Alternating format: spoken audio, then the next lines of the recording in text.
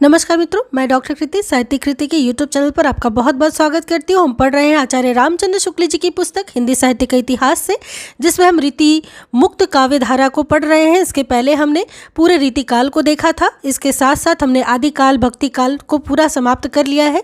सारी की सारी वीडियो आपको प्लेलिस्ट में मिल जाएंगी, जाकर ज़रूर से एक बार पढ़ लें। सभी बहुत महत्वपूर्ण है आपकी यूजीसी नेट की परीक्षा के लिए।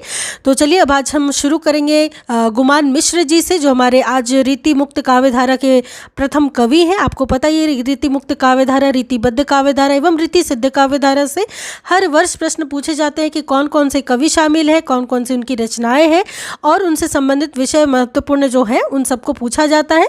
तो इसी सबको ध्यान में रखते हुए विगत जो परीक्षाओं में प्रश्न पूछे गए हैं उन सबको ध्यान में रखते हुए हम कक्षा प्रारंभ करेंगे। तो सबसे पहले हम देखेंगे गुमान मिश्र को, लेकिन इससे पहले यदि आपने चैनल को अभी तक सब्सक्राइब नहीं किया है तो ज़रूर से सब्सक्राइब कर ले इसी प्रकार की वीडियोज़ के लिए, क्योंकि सभी बहुत महत्वपूर्ण कक्षाएं हैं आपकी परीक्षा की दृष्टि से।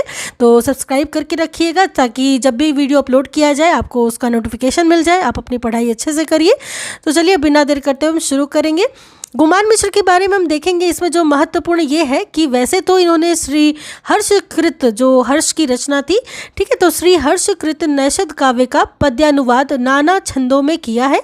तो बहुत प्रकार के छंदों को मिला करके हर्ष द्वारा लिखा गया नैषध काव्य का पद्यानुवाद गुमान मिश्र ने किया था। लेकिन अगर बात की जाए इनके ग्रंथों की तो दो महत्वपूर्ण ग्रंथ इनके पूछे जाते हैं, जो कि है कृष्ण चंद्रिका और छंदाटवी।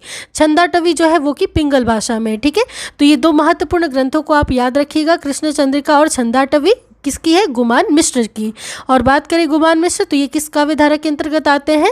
रीति मुक्त काव्यधारा के अंतर्गत, क्योंकि प्रश्न पूछा जाता है। चलेंगे अपने अगले कवि की ओर। हमारे अगले कवि हैं सूदन। ये मथुरा के रहने वाले माथुर चौबे थे। तो विशेषकर सूदन कहाँ के रहने वाले थे? तो मथुरा के रहने वाले थे। सूदन भरतपुर के महाराज बदन सिंह के पुत्र सुजान सिंह, जिनका उपनाम था सूरजमल, उनके यहाँ रहते थे। तो पूछा जाता है कि सूदन कहाँ रहते थे? तो सुजान सिंह के यहाँ रहते थे, जिनका उपनाम भी क्या था? सूरजमल। तो कभी कभी सुजान सिंह के नाम से पूछा जाता है, कभी कभी सूरजमल ऑप्शन में दिया रहता है। तो आप ध्यान रखिएगा, सूरजमल या फिर सुजान सिंह एक ही नाम है, ठीक है। और जिनके आश्रय में रहते थे सूदन, उन्हीं के पराक्रम पूर्ण चरित्र का वर्णन इन्होंने सुजान चरित नामक प्रबंध काव्य में किया है। तो प्रबंध काव्य लिखा है इन्होंने सुजान चरित नामक, किसने? सूदन ने, जिसमें सुजान सिंह का ही क्या किया इन्होंने? इनके चरित्र का, पराक्रम पूर्ण का जो चरित्र था उसका पूरा वर्णन इसमें प्रबंध काव्य में किया है। सुजान चरित एक बहुत बड़ा ग्रंथ है। इसमें संवत 1802 से लेकर 1810 तक की घटनाओं का क्या है? वर्णन किया गया है। तो सुजान चरित का एक बहुत बड़ा ग्रंथ है और इसमें बात की जाए कब से कब तक, तो संवत 1802 से लेकर के 1810 तक की घटनाओं का वर्णन किया गया है सुजान चरित में। सूरजमल की वीरता की जो घटनाएं कवि ने इसमें वर्णित की हैं वे कपोल कल्पित नहीं है, बल्कि क्या है? ऐतिहासिक है। तो इस बात को शुक्ल जी ने भी यहाँ कोट किया है कि ये जो सुजान चरित में जो भी इसमें घटनाएं कवि ने वर्णित की है, जो बतलाई है, वो उनकी केवल कल्पना मात्र नहीं है, बल्कि वो इतिहास में ऐसी घटनाएं घटी थी, वो ऐतिहासिक कल्पनाएं हैं जो कि सत्य पर आधारित है, इतिहास पर आधारित है। इस ग्रंथ की थोड़ी और अगर विषय वस्तु की बात करें तो ग्रंथ के आरंभ में ही 175 कवियों के नाम गिनाए गए हैं। तो सुजान चरित जो रचना है इसमें प्रारंभ में ही ग्रंथ के क्या किए गए हैं? 175 कवियों के नाम सूदन ने गिनाए हैं। वहीं इसमें 7 जंगों में ग्रंथ समाप्त हुआ है, यानी कि इस पुस्तक में कुल कितने युद्धों का वर्णन है?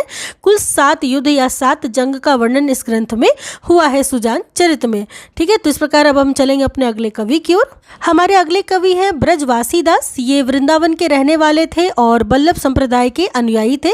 तो बात करें ब्रजवासी दास की तो पहले तो वृंदावन के रहने वाले थे और दूसरी बात क्या, ये वल्लभ संप्रदाय को मानने वाले थे, वल्लभ संप्रदाय के ये अनुयायी थे।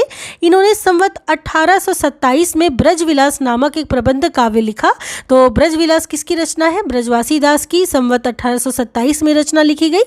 और ये क्या है? एक प्रबंध काव्य है जो कि तुलसीदास के अनुकरण पर दोहे चौपाई में बनाया गया है, ठीक है। तो तुलसीदास जी जिस पद्धति पद्धति का अनुकरण करते थे, दोहे चौपाई की पद्धति का, शैली का, तो उसी को प्रयोग उसमें किया गया है ब्रजविलास में, जो कि ब्रजवासी दास जी ने किया है। इसके अतिरिक्त इन्होंने प्रबोध चंद्रोदय नाटक का अनुवाद भी विविध छंदों में किया है। तो प्रबोध चंद्रोदय का जो नाटक था उसका अनुवाद भी किसने किया? ब्रजवासी दास जी ने किया है। ठीक है, लेकिन विशेषतर देखा जाए तो इनका सबसे प्रसिद्ध ग्रंथ ब्रजविलास ही माना जाता है। ठीक है, जिसको जनसाधारण में भी इसको काफ़ी प्रसिद्धि मिली थी। इस ग्रंथ में कथा भी सूरसागर क्रम से ली गई है। तो कथा की बात की जाए तो सूरसागर का जो क्रम है कथा का, उसी आधार पर ब्रजविलास में सूरसागर के क्रम के आधार पर कथा इसमें कही गई है। और शैली की बात की जाए तो तुलसीदास के अनुकरण पर दोहे चौपाई की शैली। आगे बात करें तो इन्होंने तुलसी का छंद क्रम ही लिया है, भाषा शुद्ध ब्रज भाषा ही है। तो तुलसीदास जिस प्रकार अवधि का प्रयोग करते हैं, तो यहाँ पे ब्रजवासी दास जी ने तुलसी का केवल छंद लिया है, लेकिन भाषा इनकी शुद्ध क्या है? ब्रज भाषा है। वहीं ब्रजविलास में कृष्ण की भिन्न भिन्न लीलाओं का जन्म से लेकर के मथुरा गमन तक, कब से कब तक? तो जन्म से लेकर के जब तक वो मथुरा जाते, मथुरा गमन तक का वर्णन इस ग्रंथ में है। किस ग्रंथ में? ब्रजविलास में। कई बार इसमें पूछा भी गया है कि ब्रजविलास का वर्ण विषय क्या है, तो कृष्ण की भिन्न भिन्न क्या है? लीलाओं का जन्म से लेकर के मथुरा गमन तक का वर्णन है ब्रजविलास में, जो कि ब्रजवासी दास जी का है। ठीक है, तो हम चलेंगे अपने अगले कवि की ओर। हमारे अगले कवि हैं बोधा। बोधा भी रीति मुक्त काव्य धारा के अंतर्गत आने वाले बहुत महत्वपूर्ण कवि हैं। इनका नाम लिया जाता है रीति मुक्त काव्य धारा के अंतर्गत। ये राजापुर जिला बांदा के रहने वाले सरयू पारी ब्राह्मण थे। तो राजापुर जिला के रहने वाले थे, जिला बांदा के। कौन? बोधा। बात की जाए बोधा की तो बाल्यकाल ही में ये पन्ना चले गए थे। ठीक है, बाल्यकाल में कौन चले गए थे? पन्ना। बोधा चले गए थे पन्ना। इनका नाम बुद्धिसेन था। ये पूछा जाता है कि बोधा का पूरा नाम क्या था, तो इनका पूरा नाम था बुद्धिसेन, पर महाराज इन्हें प्यार से बोधा बोधा कहते थे। ठीक है, तो इसी कारण इनका नाम बोधा सब लोग कहने लग गए, लेकिन पूरा नाम इनका क्या है? बुद्धिसेन है। वही बात की जाए तो शिवसी सरोज में इनका जन्म संवत 1804 दिया हुआ है। तो शिवसी सरोज की बात की जाए तो उसमें 1804 जो संवत है वो बोधा का जन्म माना जाता है। कहते हैं कि बोधा एक बड़े रसिक कवि थे। कैसे कवि थे? बड़े रसिक जीव थे।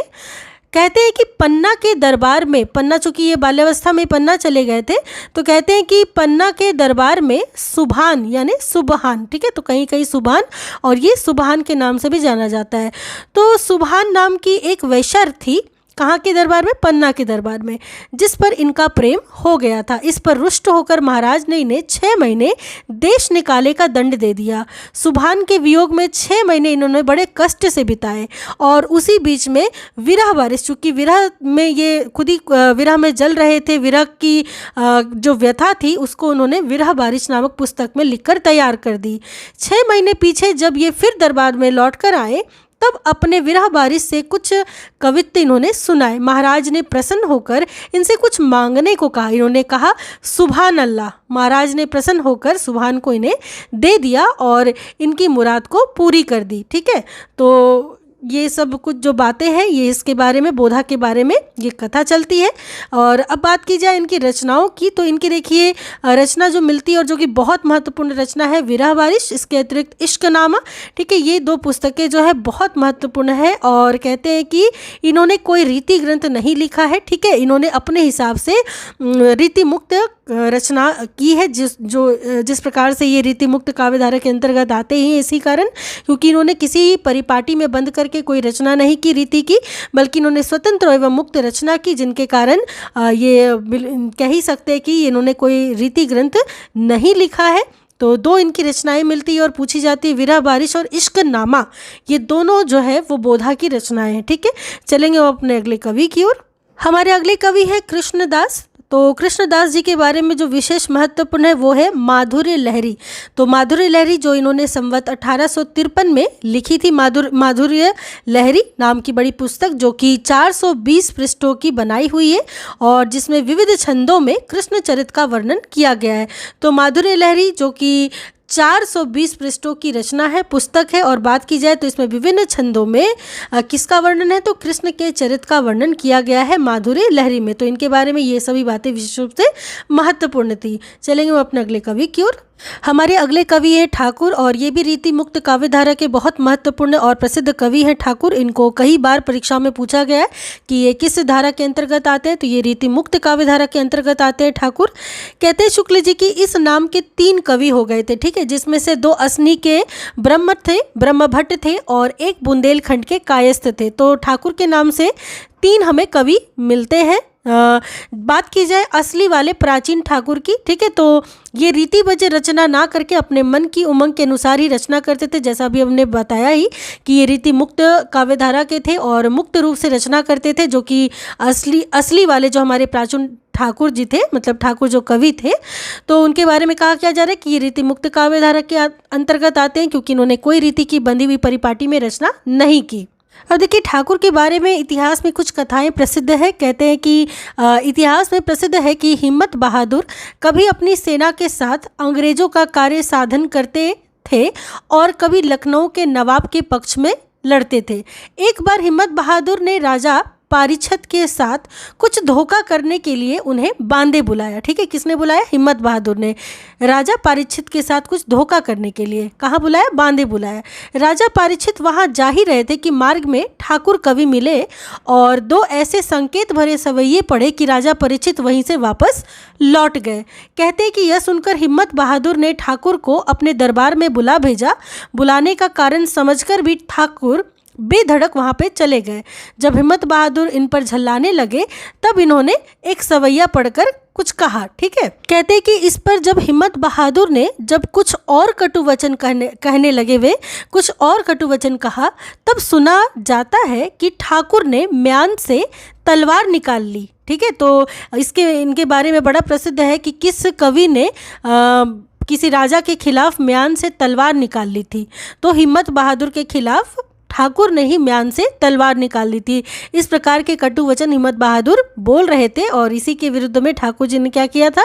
ठाकुर कवि ने म्यान से तलवार निकाल ली थी। कई बार नेट की परीक्षा में पूछी गई कि किसने तलवार निकाल ली थी, तो ठाकुर ने निकाल ली थी। और जो ये पंक्तियां हैं ये इन्होंने कही थी, क्या कही थी कि और बोले, सेवक सिपाही हम उन राजपूतन के, दान जुद जुर्बे में नेकू जेना मुर्गे, नीत दिनवारे है मही के मही पालन को, ये के विशुद्ध है सनेही साँचे उर के। ठाकुर कहत हम बैरी बेवकूफ़न के, जालिम दमाद है अदनिया ससुर के।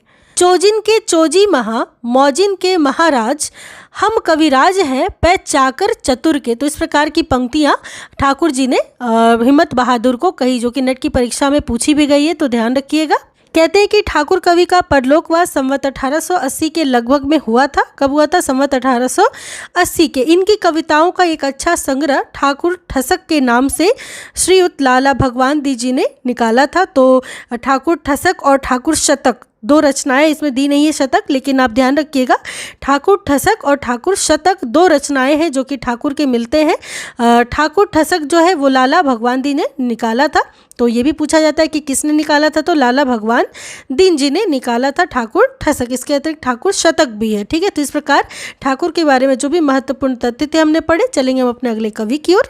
हमारे अगले कवि है पजनेस। ये भी पन्ना के रहने वाले थे पजनेस, और इनकी 2 रचनाएं विशेष रूप से महत्वपूर्ण है जो कि पूछी जाती है, मधुर प्रिया और नक्शिक, ठीक है। तो ठाकुर शिव सिंह जी ने मधुर प्रिया और नक्शिक नाम की इनकी 2 पुस्तकों का उल्लेख किया है। तो पजनेस की ये 2 रचनाएं हैं, मधुर प्रिया और नक्शिक, ये आप ध्यान रखिएगा, यही इनके बारे में विशेष रूप से महत्वपूर्ण थी। चलेंगे हम अपने अगले कवि की ओर।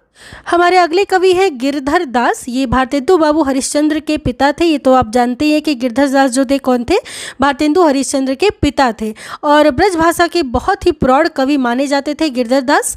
इनका नाम तो बाबू गोपाल चंद्र था, तो इनका जो नाम था वो था बाबू गोपाल चंद्र, पर कविता में ये अपना उपनाम लिखते थे। ये गिरधर दास, गिरधर, गिरिधारण, ठीक है, ये सभी कुछ नाम अपना रखते थे उपनाम कविताओं में। कहते हैं कि भारतेंदु ने इनके संबंध में लिखा है कि जिन श्री गिरधर दास कवि रचे ग्रंथ 40, ठीक है। तो जिन श्री गिरधर दास कवि रचे ग्रंथ 40, तो इनके बारे में ये भारतेंदु हरिश्चंद्र जी ने स्वयं लिखा है। तो अर्थात इसका क्या मतलब हुआ? इसका ये मतलब हुआ कि भारतेंदु जी ने इनके लिखे कुल कितने ग्रंथ माने हैं? 40 ग्रंथ माने हैं गिरधरदास जी के लिखे हुए। इनका जन्म हुआ था पौष कृष्ण 15 संवत 1890 को, ठीक है, और परलोकवास हुआ था संवत 1917 में, ठीक है। तो जन्म और मृत्यु के संबंध में देखा और देखा कि भारतेंदु जी ने 40 ग्रंथों के बारे में बताया है जो कि उनके पिता गिरधरदास जी के हैं। अब आगे हम कुछ रचनाओं को देखेंगे। कहते हैं कि बाबू ब्रजरत्न दास जी, तो ब्रजरत्न दास जी थे जो उन्होंने अपनी देखी हुई इन 18 पुस्तकों के नाम इस प्रकार गिनाए हैं जो कि गिरधरदास जी के माने जाते हैं, ठीक है। तो ब्रजरत्न दास जी ने क्या क्या ग्रंथ गिनाया है? 18 हम देखेंगे। जरासंध वध महाकाव्य, भारती भूषण जो कि अलंकार से संबंधित रचना है, भाषा व्याकरण जो कि पिंगल संबंधी है, रस रत्नाकर, ग्रीष्म वर्णन, मत्स्य कथामृत, वाराह कथामृत, नृसिंह कथामृत, वामन कथामृत, परशुराम कथामृत, राम कथामृत, बलराम कथामृत, ठीक है, कृष्णचरित जो कि 4701 पदों में है, बुद्ध कथामृत, कल्की कथामृत, नहुष नाटक, गर्ग संहिता जो कि कृष्ण चरित्र का दोहे चौपाई में बड़ा ग्रंथ है, और उसके साथ साथ एकादशी महात्म्य। तो इस प्रकार ये सभी जो ग्रंथ हैं वो गिरधरदास जी के माने जाते हैं, जिसमें जरासंध वध बहुत बार पूछी गई रचना है और साथ साथ भारती भूषण जो कि अलंकार संबंधी रचना है।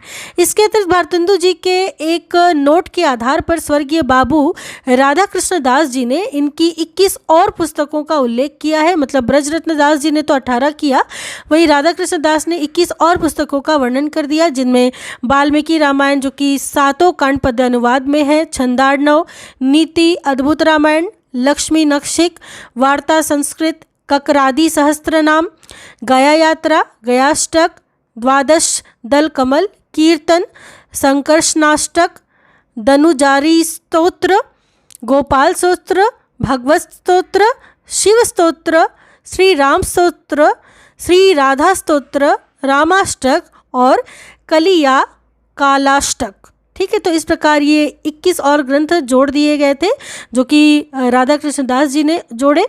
तो इस प्रकार कहने का तात्पर्य विशेष रूप से जो महत्वपूर्ण ग्रंथ है वो है जरासंध वध महाकाव्य और भारती भूषण जो कि परीक्षाओं में देखी जाती है। चलेंगे अपने अगले कवि की ओर। तो हमारे अंतिम जो कवि है वो है द्विज देव जो कि रीति मुक्त काव्य धारा के अंतिम कवि भी है, ठीक है, और हमारे आज की वीडियो के अंतिम कवि भी है।